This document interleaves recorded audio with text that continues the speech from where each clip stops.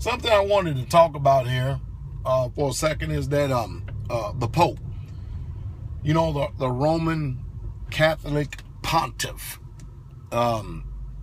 which you know, a lot of people, they do not understand the history of the Pope, but I want to draw some narratives here. All right, I want you to see something. How is it September 23rd, 2015? Think about this for a second.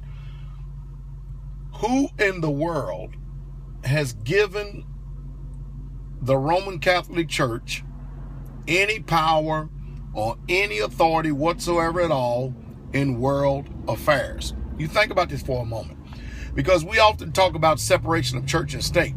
And of course, the word church, I'm not even going to go into it. I would tell you this is just straight up pagan. But anyway, yet and still, every head of state, president, prime ministers, etc., etc., etc., and so on. Why is it that once they're in office, they all go and visit Daddy Pope? I mean, after all, is not he a religious figure? And if you are like, you know, Bush, Obama, Clinton, Reagan, they all have been to see the Pope. Of course, the one thing that many of you people are not familiar with, that when these people go see the Pope, you have got to understand proper protocol, and you must dress appropriately. In other words, if you're going to go and see the Pope, you've got to put on a black suit, and a woman, you will wear a dress, and you will cover your head. And you got everybody out here always crying about us in our assembly and holiness because we read the Bible and stuff, but yet and still you watch every one of them heads of state.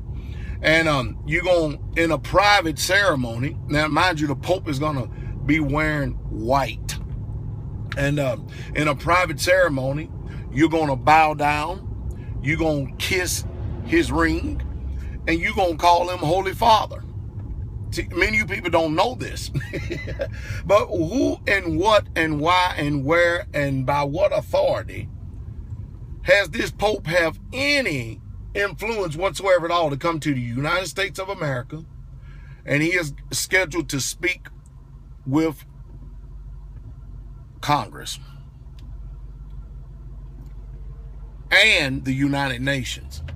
Who cares about what he says? And where in the world, why do people submit to this religious pagan? I mean, after all, Romans are pagan. And of course, Roman, or the religion of Rome, is Christianity. And the religion of American is Christianity. So it only stands there, all pagan. But you know what? It is amazing, isn't it? I'm going to tell you what the book of Revelation says. All right, go read it for yourself. There is a great whore. And this great whore has daughters. And you know what their colors are? Scarlet and purple. Go and see how they're cardinals. And the rest of the people in the Roman Catholic Church, go and see how they dress. It is amazing what is literally going on right before our very eyes, though. I will say that. So how is it that this Pope has so much influence? I'll tell you the reason why. Because you do not have nations without religion. And when he comes to these little nations or these big nations, go see Papa Pope, he's letting you know who's ruling those nations, whether you like it or understand it or not. And right now we're in a time where these so-called Jews, I mean, that's the name they're giving themselves, they are not the people of the book, like many of you people have been hoodwinked and deceived to be. You know, you get everything mixed up around prophecy. You think that everything that has to do with this nation has to do with biblical prophecy. Not so. It's a lie. It's a lie. But I tell you what, there's much to be desired, and it will be.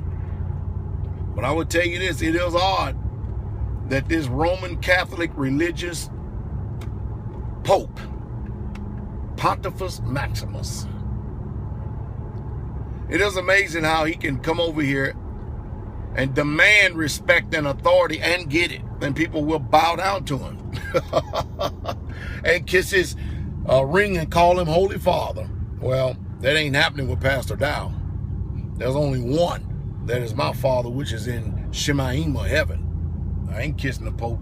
Damn ring, to hell with him. But anyway, hey, it is only amazing. Hey, in other words, the beast of Revelations in its system is coming to visit a daughter, America, another whore, a whore's nation, which all the nations have drinking of the wine of the cup of her fornication, and will drink of a wine of a cup of fornication and wrath.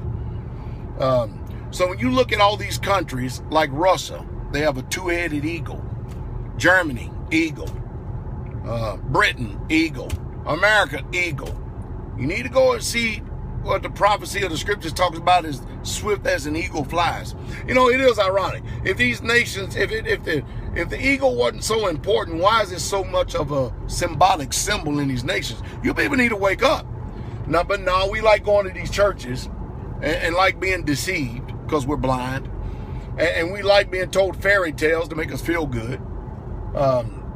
It's still not going to stop biblical prophecy.